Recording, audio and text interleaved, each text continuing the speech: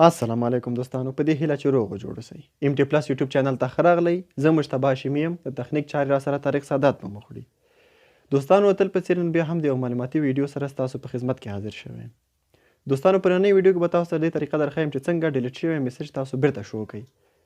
یعنې په واتساپ کې تاته څوک میسج کوي او هغه میسج بیرته ډیلیټوي، نو تاسو څنګه کولی شئ چې هغه میسج وګورئ چې هغه میسج کې څه لیکلي دي.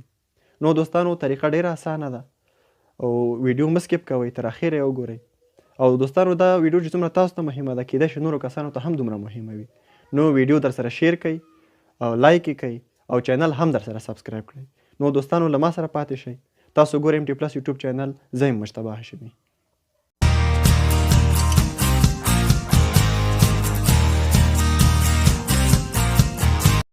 ویډیو شروع کوو. د ویډیو شروع کولو نه مخکې دوستانو موږ یو اپلیکیشن د ضرورت لرو. راځو دلته په پلی سټور کې یې سرچوو.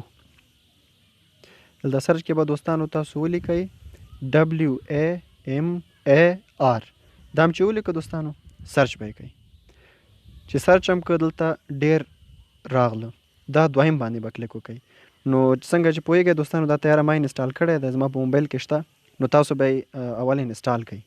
چې انسټال هم که دوستانو په تاسو به په اوپن باندې کلیک وکئ. اوپن باندې چې کلیک وکړو دوستانو دلته یو څو سټیپونه راځي چې تاسو به دا ورته اول دا به اکسپټ کئ. دا نیکسټ به علامه به ووهئ. په دې کې دوستانو که تاسو چېرته واتساپ په فیسبوک پې آن کوئ، په فیسبوک به پکې آن کئ. که واتساپ آن کوئ، واتساپ به کلیک کئ پکې. که مسنجر آن کوئ، مسنجر به پکې آن کوئ. زه صرف یوازې واتساپ پکې آن کوم. که چېرته تاسو ته په مسنجر هم څوک میسج وکړي، نو دا اپلیکیشن د مسنجر دپاره هم کار کوي. که بیرته یې ډیلیټ کړي نو دلته په وامر کې پاتې کېږي. نو تاسو به واتساپ آن کئ، بیا به یې نیکسټ کئ، بیا به دا نیکسټ ووهئ، بیا به یې نیکسټ کئ، بیا به یې نیکسټ کئ. او دلته دوستانو دا ګورئ انیبل، دغه انیبل به ووهئ. دا به الاو کئ، بیا به یې نیکسټ کئ، بیا به یې نیکسټ کئ. نو دوستانو د دې وامر سیټنګ ختم شو. دلته نور ستاسو څه کار نشته. نو زه اوس راځم چک کوم چې دا که وامر کار ورکوي که نه یې ورکوي. نو دوستانو زه دلته ګورم، زما په موبایل کې ګوره زه اوس ځان ته میسج کوم چې رښتیا هم کار کوي که نه یې کوي. نو زه اوس دوستانو دلته لیکم سلام. دا ما خپل دی بل واتساپ ته راولېږه.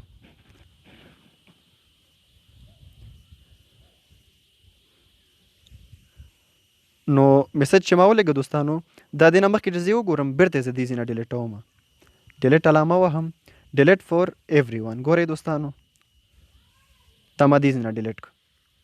چې ډیلیټ مې کړه اوس زه ځم ګورم وامر کې. دا میسج به په وامر کې پاتې شوی. دا دی ګورئ دوستانو هلته ما ځان ته سلام را لېږلی و. دا دوستانو سلام دلته پاتې دی. او دا یوازې دوستانو د لیکلو ته کار نه ورکوي. که تاسو چېرته ویډیو تاسو ته څوک راولېږي یا وایس میسج راولېږي، عکس راولېږي، که هر شی راولېږي دوستانو او بیرته یې ډیلیټ کړي، دې نه مخکې تاسو یې وګورئ، نو هغه به په اتومات ډول په وامر کې پاتې شي. دوستانو ویډیو مو لیده، په دې هیله چې خوښه شوې مې وي. نو که غواړئ چې دغسې نورې معلوماتي ویډیوګانې هم زموږ د ایم ټي پلس یوټیوب چینل له لارې وګورئ، نو زموږ چینل در سره سبسکرایب کړئ.